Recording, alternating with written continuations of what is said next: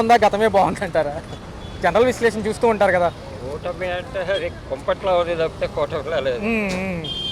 అది super six అని పెట్టారు, అది రావట్లేదండి. ఓకే, ఏదైతే ఏమి అవైనా లేవు కానీ పరిస్థితి అయితే అలాగే వచ్చింది. ఓకే ఓకే, అసెంబ్లీ సమావేశాలు కూడా చూశారు సార్, ఎలా అనిపిస్తున్నాయి? ఇవాళతో ముగియబోతున్నాయి, గత 9 రోజులుగా. కొంచెం సైడ్ ఏముంది, కొట్టుకులాడటమే సరిపోయింది. ఈ ఆర్థిక బడ్జెట్ లోట్లో ఇంత వ్యయం అనేది కరెక్టేనంటారా? ఒక పోలవరం, అమరావతి ఉంది, అనేక శాఖలు ఉన్నాయి, ఇంతకుముందు నిర్వీర్యమైనవి కూడా. ఎలా అనిపిస్తుంది? అదే సార్, పోలవరం అమరావతికి అత్యంత వ్యయం అవుతుంది అంటున్నారు. ఒక పక్క చూసుకుంటే ఇప్పుడున్న లోటు బడ్జెట్ ఎంతసేపు కూడా ఇది అమరావతి మీదే ఉన్నాడు కదా చంద్రబాబు నాయుడు గారు. అది ఎక్కడి వరకు సక్సెస్ అవుతాడేది తెలియదు. ఓకే, అయితే పంతం బట్టి ఉన్నాడు చేయాలని. వీళ్ళకి ఇవ్వాల్సిన సూపర్ సిక్స్ లో ఏమి ఇచ్చేది లేదు. ఏదో కొద్ది గొప్ప రిలీజ్ చేస్తారు. గ్యాస్ అనేది మొన్న కొంతమందికి పడ్డాయంట డబ్బులు. ఓకే సార్, ఓకే, అందరికి ఇస్తున్నారు అన్నారు, కొంతమందికి పడ్డాయని చెప్పారు నాకు. ఉద్యోగ కల్పనే మా ప్రతినిధి ఏమంటున్నారు? 30 లక్షల పెట్టుబడి, 30 లక్షల పెట్టుబడితో కూడిన ఉద్యోగ కల్పన అంటున్నారు. ఎలా అనిపిస్తుంది? అవన్నీ జరిగేది లేవు. విశాఖపట్నం రూపురేఖలు మారుస్తామంటున్నారు కదా సార్. గ్రీన్ కార్డర్ తో సహా పెట్టుబడులకి దామం అదే అంటున్నారు కదా ఈసారి. అసలు ఇప్పుడు కాదు కదండి, వైజాగ్ ఎప్పుడో డెవలప్ అయింది యాక్చువల్గా. జగన్ గారు కూడా ఐడియా అదే కదా. కేంద్రం సపోర్ట్ గట్టిగా ఉంది సార్ కదా సార్. ఈసారన్నా పోలవరం గట్టెక్కిద్ది అంటారా? చెప్పలేము సార్, దాని పేరు చెప్పుకుని డబ్బులు తీసుకుంటే తప్పితే జరగదు. రోడ్ల వ్యవస్థ పునరుద్ధరిస్తామంటున్నారు. విజయవాడలో బ్లేడ్ బ్యాచ్ ని, గంజాయి బ్యాచ్ ని కంట్రోల్ చేస్తామని నిన్న అన్నారు. జరిగేది లేదు. ధనలక్ష్మి స్లాబ్ కంపెనీ ఉంది అక్కడ. మీరు రోజుకు ఒక్కటన్నా జరుగుతుంది. ఓకే ఓకే, ఆటో వాడైనా సరే ఈ మధ్య నన్నే అటాక్ చేసి. అయ్యో సార్, అయ్యో చెప్తున్నాను నేను. జనరల్ గా అటు నుంచి వస్తుంటే ఆపాడు, రాత్రి 12ంటికి ఒకళ్ళని ట్రైన్ ఎక్కించాం. మనం అంటే ఏజ్ అయింది కదా, ఏదో రాజీపడి వచ్చేయటం తప్పితే మన కలబడే స్టేజ్ కాదు. అక్కడే ఉన్నారు. ఈ 6 పథకాలకి ఇచ్చే చాలా వ్యయం అవుతుంది సార్. మరి ఎలక్షన్ లో ఇచ్చిన హామీలు నెరవేరుతాయంటారా? ఊరినే ప్రచార ఆర్భాటమేనంటారా? ఇప్పుడు ఈ మన ప్రజలు కూడా దాని గురించి చెప్పేదేం లేదండి. వాళ్ళు బయటపడలేకపోతున్నారు. ఆయన ఏదో చేస్తాడని వేసాడు, ఏదో ఇన్కమ్ తెప్పిస్తా అంటాడు, కానీ ఎక్కడ జరుగుతుంది? ఏదో 1% జిఎస్టీ ఎంత అంటే ఆ జిఎస్టీ మీరు తీసుకోవాలని అంటున్నాడు. కరెంటు బిల్లులు, నిత్యావసర బిల్లులు పెరిగినాయి. కందిపప్పు ఆల్మోస్ట్ పెరిగింది. అవును సార్, జగన్ గారు ఉన్నప్పుడు పెరిగిపోయినాయి అన్నారు, కానీ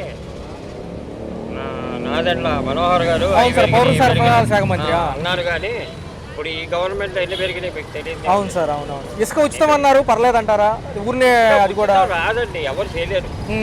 ఎమ్మెల్యేలు ఎందుకు ఊరుకుంటారు? బోలే డబ్బులు ఖర్చు పెట్టి గెలిచారు వాళ్ళు. ప్రజలు వేసారు మందలాగా. మహిళల పైన అఘాయిత్యాలకు కూడా చట్టం వస్తుంది అంటున్నారు, కానీ అంతే గారు ఏం మాట్లాడలేదు సార్. మరి జగన్ గారు చేసినప్పుడు అన్ని బాగా ఉన్నాయి అంటున్నారు, కానీ నాకు అంత అనిపించలేదు sir. Okay okay, crime rating తగ్గింది.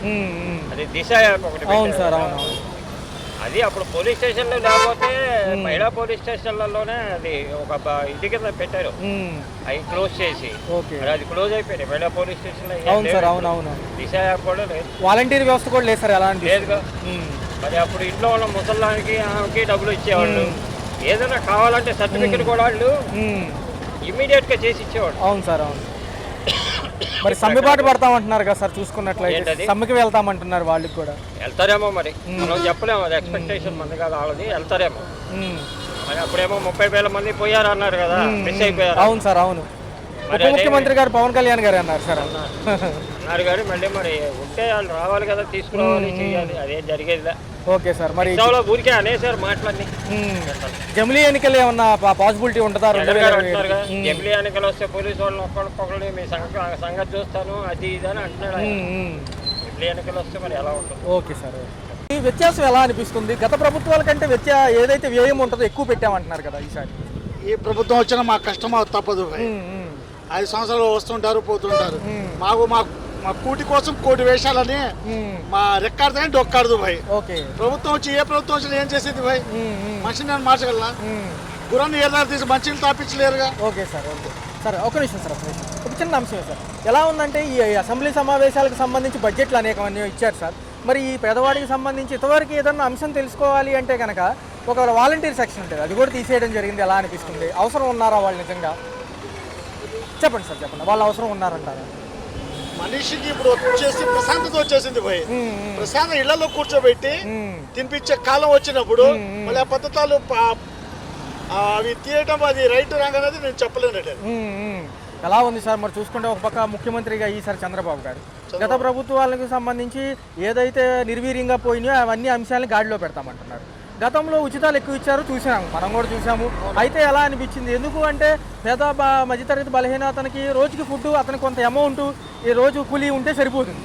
ఎలా అనిపిస్తుంది? ఒక పక్క ఉద్యోగ కల్పన అనేది అమరావతి అవ్వాలి, ఒక పక్క కష్టపడే పని ఉందండి. 5 రూపాయలు అన్నా క్యాంటీన్ పెడితే ఇంకా కష్టపడదే ఉంది మనిషికి. 5 రూపాయలు తింటాడో పోపు ఉంటాడు, ఇంకేం కావాలి? ఈ యొక్క డెవలప్మెంట్ కి సంబంధించి యువతకు కూడా ఈసారి ఉద్యోగాలు అంటున్నారు. అసెంబ్లీ సమావేశాలు నిన్న 8వ రోజు. ఉద్యోగాలు రావాలంటే చంద్రబాబు నాయుడు గారు ఉండాలి. ఆయన లేకపోతే ఆయన ఎంతైనా సీనియర్, కొత్త వింత పాత గ్రోత్ అని ఇదివరకు నిరుద్యోగులు ఉంటారు. వాళ్ళకి ఇప్పుడు వచ్చేసి ఉద్యోగాలు వచ్చే పారిశ్రామికంగా డెవలప్ అయితే ఆ నిరుద్యోగులు ఉద్యోగులు అయ్యి నాలుగు బేవార్స్కి తిరగకుండా ఏదో పనులు వెళ్ళిపోతారు. సార్ ఎలా అనిపిస్తుంది? ఒక పక్క నిత్యావసర సరుకు ధరలు, కరెంటు ఛార్జీలు అంటున్నారు, మళ్ళీ ₹2.50 అంత అంటున్నారు. మళ్ళీ పెరిగితే కష్టమేనంటారు ఈసారి. చెప్పలేము భయ. 18,000 జీవరాశుల్లో మానవ పుట్టుకే గ్యారెంటీ లేదు. మిగతాది వేటి గ్యారెంటీ ఇస్తాం? ఇంకా ఓ పక్క చూసుకున్నట్లయితే ఏదైతే ఈ యొక్క అంశాలకు సంబంధించి డెవలప్మెంట్ వైపుగా ముందుకెళ్తానికి 4 ఏళ్ళు సరిపోతుందంటారా ఈసారి? ఎందుకంటే వీళ్ళు అసెంబ్లీ సమావేశాల్లో 4 ఏళ్ళు లిమిట్ పెట్టుకున్నారు సార్ ఈసారి డెవలప్మెంట్ కోసం. అంతే ఆ సమయం సరిపోతుందా, ఇంకా ఎక్కువ పడుతుందా? అయ్యా ఇప్పుడు ఎలక్షన్ అయినాయి నిన్న మహారాష్ట్రలో. అటు వచ్చేసి ఆపోజిట్ ఉంటే ఓ పిచ్చోడి స్నేహం కన్నా శత్రుత్వ స్నేహం నిన్న అన్నారు. ఒకవైపు నుంచి కాంగ్రెస్ చూస్తున్నారు, నేను చెప్పేది కాదు ఇది. మళ్ళీ ఇప్పుడు ఎలక్షన్ అయినాయి నిన్న, అటెప్ కూడా ఏముంటా ఏది వచ్చిద్దో దాన్ని బట్టి పులిని చూసి నాక వార్తలు పెట్టుకుని చేస్తారో, ఏమైనా డెవలపింగ్ చేస్తారో, ఏమి ఎలా చేస్తారో అనేది దేవర అయితే బయట చెప్పలేము మేము. సార్ 6 పథకాలకి చాలా డబ్బులు అవుతాయి సార్. మనమేమో లోటు బడ్జెట్లో ఉన్నాం ఈసారి, ఎలా అనిపిస్తుంది? అది రాజకీయం నాకు అంత తెలియదు, కొత్త వ్యాపారం తప్ప నాకేం తెలియదు సార్. మళ్ళీ చూసుకున్నట్లయితే జమిలీ ఎన్నికలు 2027 ఈసారి దేశం మొత్తం యంత్రాంగం అంతా సరిపోతుందా ఎన్నికలకి? ఒకేసారి చేయడం సాధ్యమేనా మనకి? అయ్యా రేపటిది నేను చెప్పలేను, ఇవాళ ఎప్పటితో ఎలక్షన్ నేను చెప్పలేను. ఎలా ఉన్నాయి సార్ మిగతా అన్ని అంశాలు? ఎలా ఉన్నాయి మిగతా అంశాలు? అన్ని బాగానే ఉన్నాయి భయ్. గ్యాస్ సిలిండర్లు ఉచితం, యద్భావన సద్భావతే అంటారు. మంచి కాలు మంచి జరిగి చెడుగాలని చెడే. మంచి కాలు చేస్తే మంచి, చెడుగాలు కూడా అన్ని చెడే. Right sir. కరెంటు బిల్లు బాగా ఉన్నాయండి రేట్లు. నిత్యావసరాలు కొద్దిగా పర్వాలేదు, మొన్నటి కంటే కొద్దిగా తగ్గాయి. ఇంకా కొద్దిగా మా పిల్లలకి జాబులు అయ్యే రాలేదు. చాలా చదువుకునే పిల్లలకు కూడా జాబుల కోసం చాలా మంది చాలా ఇబ్బంది పడుతున్నారు. ఒక పక్క అసెంబ్లీ సమావేశాలు కూడా జరుగుతున్నాయి, చూస్తూనే ఉన్నాం. ఈ రోజుతో ఎండ్ అయిపోతున్నాయి. సామాన్యుల గురించి ఎక్కడ చర్చకు రాలేదు. ఉద్యోగ కల్పన అయితే 20 లక్షలు ఇస్తామంటున్నారు, కానీ చాలా టైం పట్టేటట్టు పరిస్థితి. పిల్లలకి అదే జాబుల కోసమే ఇబ్బంది. ఇప్పుడు వాలంటీర్లు కూడా పాపం చాలా మంది బాధపడుతున్నారు. వాళ్ళకు కూడా కొద్దిగా వాలంటీర్ దయచేసి ఇప్పిస్తే పాపము. అందులోనూ పాపం వాళ్ళు మోసపోయింది, మొండి చేయి చూపించింది ఈ ప్రభుత్వం వచ్చాక 6 నెలల్లో. చాలా ఇబ్బంది పడుతున్నారు. తర్వాత కొద్దిగా పర్వాలేదు. ఇప్పుడు కూరగాయల రేట్లు, నూనె రేట్లు మొన్నటిదాకా రేట్ ఎక్కువగా ఉంది. ఇప్పుడు నూనె రేట్లు అన్ని తక్కువగా పడ్డాయి.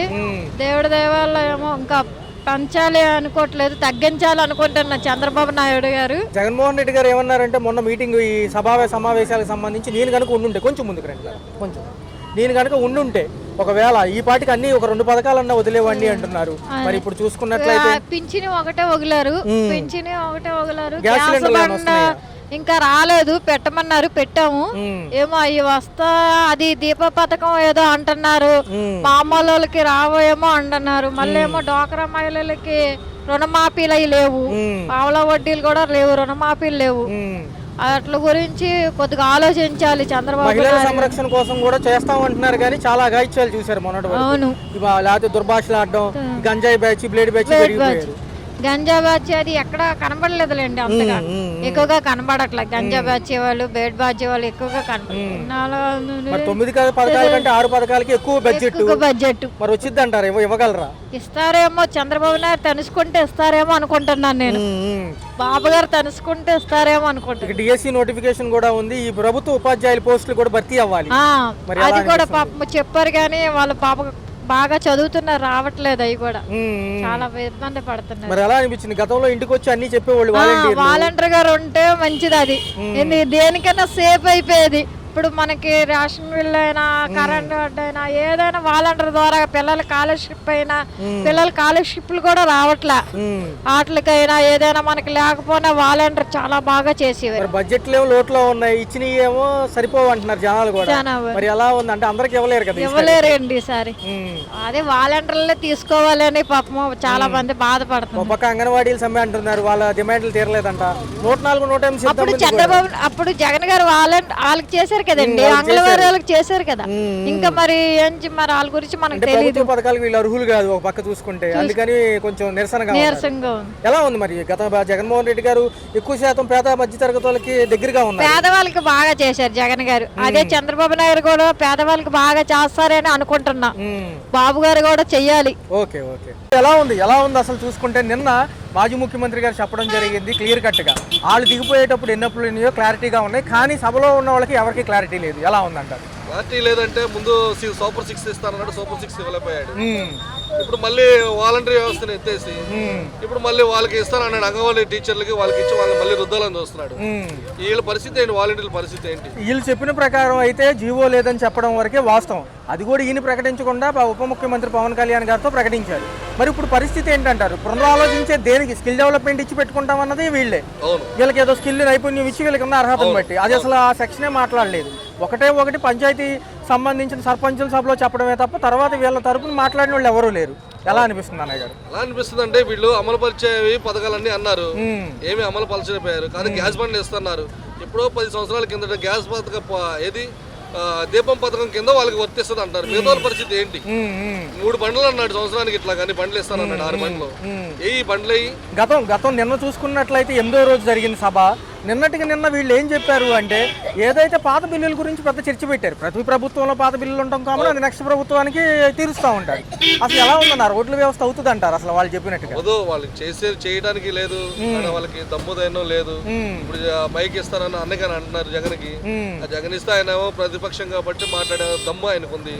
వీళ్ళు రానివ్వట్లేదు, ఆ ఛాన్స్ ఇవ్వట్లేదు. దానివల్ల ఏంటంటే ఇప్పుడు సూపర్ 6 ఇవన్నీ మాత్రం ఇంకా మట్టిలో కలిసిపోయినట్టే. ఇంకా ఏదో 2 పథకాలు వదులుతాడు 5 సంవత్సరాలు అయిపోయేలోపు.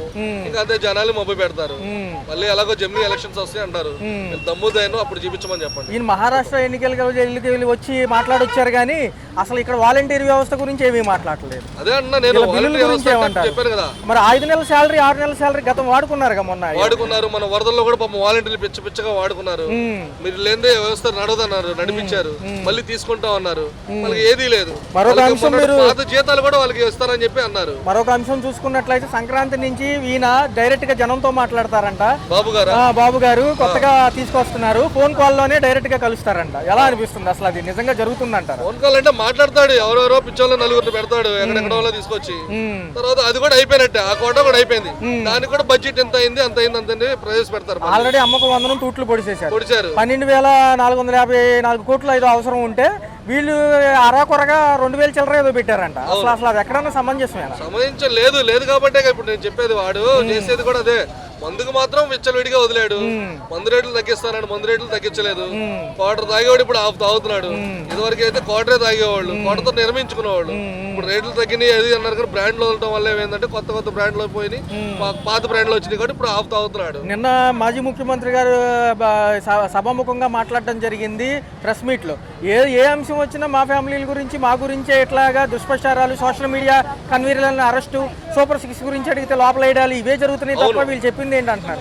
ఫ్యామిలీ గురించి మాట్లాడలేదు. జగన్మోహన్ రెడ్డి ఫ్యామిలీ గురించి మాట్లాడలేదు అని అంటున్నారు. మాట్లాడే కదా ఇట్లాగా మీ చెల్లెంటి ఆడికి పుట్టింది, ఇడికి పుట్టింది, ఎవరు పుట్టారు, వంగా గీత హోమ్ మినిస్టర్ కూడా మాట్లాడుతుంది. వాడు వీడు అని సంబోధించి మాట్లాడుతుంది. ఒక మాజీ సీఎం అన్న వాల్యూ లేకుండా కూడా మాట్లాడుతుంది. ఇప్పుడు వాళ్ళకి కొమ్ములు వచ్చినాయి, అధికారంలో వాళ్ళు ఉన్నారు కాబట్టి వాళ్ళకి కొమ్ములు వచ్చినాయి. అంతే, వాళ్ళు మమ్మల్ని ఏం చేయలేరు అనుకున్నారు. ప్రజలే రానున్న రోజుల్లో బుద్ధి చెప్తారు వాళ్ళకి. ఈ 6 పథకాలకి మంగళం పాడినట్టే అంటున్నారు. ఏంటి ఇంకా సుమంగళం పాడినట్టే అయిపోయినట్టే, ఇంకా గంగలో కలిపినట్టే ఇంకా అంతే. అన్నయ్య గారు మరి ఎలా ఉండబోతుంది నెక్స్ట్ జనవరి నుంచి చూసుకుంటే ఇంకా పథకాలన్నీ కూడా పేరుకి ఫోటోలకేనంటారు? అంతే, ఇంకా పేరుకి ఫోటోలకి బడ్జెట్ ఎంత అయింది అంత అయిందని చెప్పి పెడతారు. మన కోతులుగా అయిందన్నారు, అగ్గిపెట్లుగా అయిందన్నారు. ఇప్పుడు కూడా అంతే, అక్కడెక్కడ హోటల్స్ లో పెడతారు. మళ్ళీ ఇంకా బడ్జెట్ పెరిగిందని చెప్తారు. ఇంకా అదే బడ్జెట్ చూపిస్తారు. 104, 108 సిబ్బందికి అసలు జీతాలు ఇవ్వట్లేదు చాలా రోజుల నుంచి. వాళ్ళు సమ్మెకి వెళ్తామంటున్నారు. ఎలా చూడాలి అసలు ఇవన్నీ? పెట్టాలి, రోడ్డు మీద ఈడిస్తేనే కదా. ఇలాంటి ప్రభుత్వాన్ని ఈడిస్తే మళ్ళీ రోడ్డు మీదకి వాళ్ళకి బుద్ధి వస్తుంది. నిన్న చూసుకున్నట్లయితే కరోనా ఉన్న సమయంలో కూడా మేము అక్టోబర్ 2 కల్లా గాంధీ జయంతి నాడు అప్పుడు ఏదైతే ఉందో సచివాలయ వ్యవస్థ స్థాపించి వాలంటీర్లు తీసుకున్నాం. ఈయన ఉన్న ఉద్యోగాలు ఓడిపోతున్నాడు. ఉద్యోగం అంతే అన్నాడుగా. ఇప్పుడు వాలంటీర్ వ్యవస్థ వస్తే మళ్ళీ జగనన్న మళ్ళీ పాలన మళ్ళీ జనాలకు గుర్తొస్తుందనే ఆలోచనలో వాలంటీర్ వ్యవస్థ వద్దని అంటున్నారు. ఇప్పుడు ఉన్నవారి సెక్రటరీ లో కూడా ఇవ్వాలి, వాళ్ళకి జీతాలు ఇవ్వట్లేదు. జీతాలు ఇచ్చే పరిస్థితుల్లో కూడా వీళ్ళు ప్రభుత్వం నడవలేకపోతుంది. వాళ్ళు కూడా తీసేస్తే మళ్ళీ జనాలు కూడా మళ్ళీ కాగితాలు పట్టుకొని ఆ పథకాలు ఈ పథకాలు అని చెప్పేసి బాబు గారు రోడ్డు మీద పరిగెత్తిస్తాడు జనాల్ని. సంపద సృష్టిస్తానంటున్నారు, ఎలా వస్తుందని సంపద? బాబు వస్తే జాబ్ వస్తుంది, కారు వస్తుంది, మంచి కారు వస్తుంది, పేదవాడు కూడా కోటేశ్వరుడు అవుతాడు అన్నాడు. ఏది? ఆయిల్ రేట్లు పెరిగిపోయినాయి, ప్రతిదీ కూరగాయల రేట్లు పెరిగిపోయినాయి, ప్రతిదీ పెరిగిపోయింది. ఏది ఉపయోగం? ఏది? ఇదేనా? డిఎస్సి నోటిఫికేషన్ గురించి చర్చల్లో మాటలకే తప్ప ఎక్కడా కూడా దాని గురించి వార్తలు లేవు. మాట్లాడారు కదా వీళ్ళు. మాట్లాడితే ఎలాగా? మాట్లాడితే అన్ని అమలు చేయాల్సి వస్తుంది. మరి మాట ఇవ్వాలి జనాలకు. ఆల్రెడీ మాట ఇచ్చారు జనాలు పిచ్చోళ్ళు. ఆ లోకేష్ గారు రెడ్ బుక్ వచ్చి బయటకు వచ్చారంటారా? కానీ రెడ్ బుక్ తీసుకొని తిరుగుతున్నాడు లోకేష్. ఇంకెవరెవరిని చంపాలి, ఇంకెవరెవరిని లోపల వేయించాలి, ఎవరెవరిని కొట్టించాలి, ఎవరెవరు పోస్టులు ఎవరెవరు ఉద్యోగాలు బిగించాలన్న దృష్టిలో ఆయన తిరుగుతూనే ఉన్నాడు. ఆ రెడ్ బుక్ రాసుకుంది దానికోసమే కదా. పవన్ కళ్యాణ్ గారు ఈయన చేతుల్లో బొమ్మేనంటారా? కీలు బొమ్మ. ఈయన పవన్ కళ్యాణ్ కీలు బొమ్మే కదా. ఇప్పుడు ఎంతసేపుగా ఆయన అయినంటే ఆయన పోస్ట్ కోసం ఆయన ఉపయోగపడ్డాడు. సీఎం అవుదనుకున్నాడు. ఫస్ట్ స్టేట్ లో అడిగాడు, స్టేట్ లో చేయందిచ్చారు. ఇక్కడికి వచ్చేటప్పుడు కాళ్ళు పట్టుకున్నాడు, పోస్ట్ వచ్చింది చక్కగా. ఇంకేం కావాలి ఆయనకి? మరి ప్రజలు నమ్మే అవకాశం ఉందా? నిత్యావసర సరుకుల ధరలు కానీ కరెంట్ ఛార్జీల గురించి అసలు ప్రస్తావనే లేదు. ఎవరు మాట్లాడేవాళ్ళు ఉన్నారు. ఈయన కీలు బొమ్మ కాబట్టి ఈయన మాట్లాడలేదు. నేను చించేస్తా పొడి చేస్తానని అన్నాడు. జనాల్లోకి వస్తే ఏంటో చూపిస్తానని అన్నాడు. ఏం చూపిస్తున్నాడు? ఆయన ఇంతవరకు మీడియా ముందుకు వచ్చినోడు లేడు, చేసినోడు లేడు. ఉపయోగం ఏముంది చెప్పు? ఎవరి కోసం పోరాటానికి పవన్ కళ్యాణ్ వచ్చాడు? వ్యవస్థలో ఏదన్నా ఒక అంశాన్ని గురించి అడగాలన్నా ఇంతవరకు వాలంటీర్లు ఉండేవాళ్ళు. దాని గురించి వెళ్ళడానికి ముస్లాం ముక్క వాళ్ళు చాలా ఇబ్బంది పడుతున్నారు. ఎలా ఉందన్నయ్య మరి ఈ సమయం ఎలా పోతున్నారు? ఇప్పుడు అదే మళ్ళీ నెక్స్ట్ పరిస్థితి అదే వస్తుంది. ఎవరు ముసలోళ్ళు చచ్చిపోతే మళ్ళీ వాళ్ళకి వర్తించిద్దన్న ఆలోచనలో అలా చూస్తా ఉంటారు.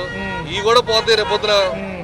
వాళ్ళకి కళ్ళు బాగలేదో, కాళ్ళు బాగాలేదో, ఏది బాగాలేదనో ఏదో చిన్న చిన్న మిస్టేక్లు చూపిస్తారు. వాళ్ళు కూడా కొంత